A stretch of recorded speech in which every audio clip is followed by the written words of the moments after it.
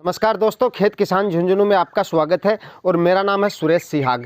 दोस्तों, आज के इस वीडियो में हम बात करेंगे जून और जुलाई माह में लगाई जाने वाली उन सब्जियों के बारे में जिनको आप जून और जुलाई माह में उगाकर अच्छे खासे उत्पादन के साथ साथ अच्छा खासा मुनाफा भी ले सकते हैं। दोस्तों, सब्जियों की किसी भी फसल में अच्छा मुनाफा और अच्छा उत्पादन लेने के लिए सबसे ज़्यादा ज़रूरी है कि सही समय पर उन सब्जियों की फसल को ग्रो किया जाए।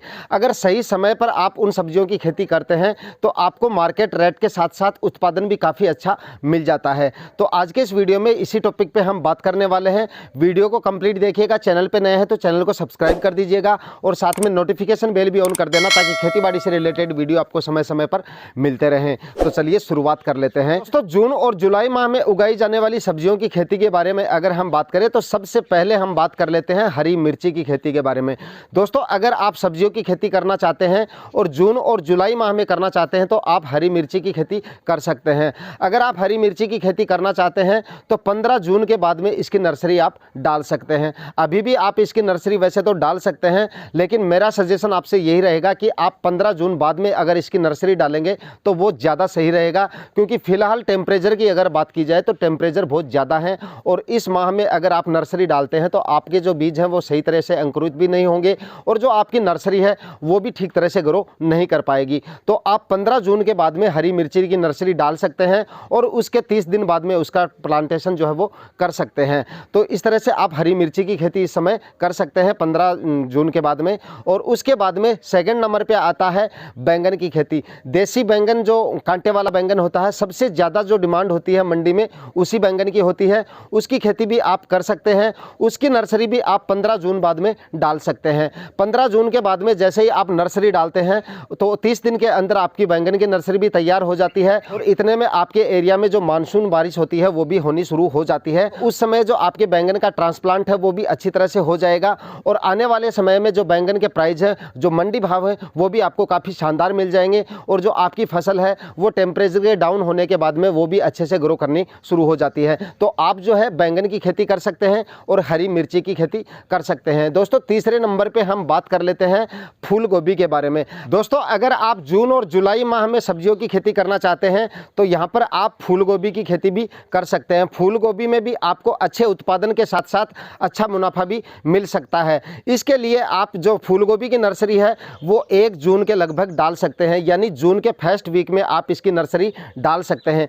एक चीज़ का आपको अवश्य ध्यान रखना है कि फूल गोभी की जो वैरायटियाँ आती है वो हर महीने की अलग अलग वैरायटी आती है। जो अगेती फूल गोभी की वैरायटियाँ हैं उन्हीं का सिलेक्शन आपको करना है और उन्हीं की नर्सरी आपको जो है वो तैयार करनी है। फूल गोभी की अगेती वैरायटियों के लिए हम एक अलग से वीडियो बनाएंगे, 2-3 दिन पे अपने चैनल पे वो वीडियो भी हम डाल देंगे। उस हिसाब से आप वैरायटियों का चयन करके और 1 जून के लगभग जो है फूल गोभी की नर्सरी डाल सकते हैं और 30 या 35 दिन के भीतर आप उसका ट्रांसप्लांट उसको जो है वो कर देना है। फूल गोभी की जब भी आप नर्सरी डालें उसका प्लांटेशन 35 दिन के भीतर आपको कर देना होता है। इस तरह से दोस्तों आप जून और जुलाई माह में जो है अगेती फूल गोभी की खेती भी कर सकते हैं। दोस्तों, अगर आप जून और जुलाई माह में अगेती फूल गोभी की खेती करते हैं तो आने वाले दिनों में जब आपकी फूल गोभी की फसल हार्वेस्टिंग के लायक होती है और मंडी में आपकी फूल गोभी की फसल पहुंचती है तो आपको इसके जो मंडी प्राइस है वो काफ़ी शानदार मिल जाते हैं।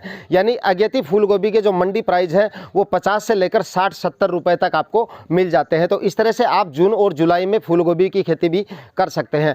अगले नंबर पर दोस्तों बात कर लेते हैं हम देसी टिंसी की फसल के बारे में। अगर आप जून और जुलाई में सब्जियों की खेती करने वाले हैं तो आप देसी टिंसी की खेती भी जो है वो कर सकते हैं। दोस्तों, कम समय में और कम लागत में ज़्यादा उत्पादन देने वाली जो फसल है वो है देसी टिंसी की फसल।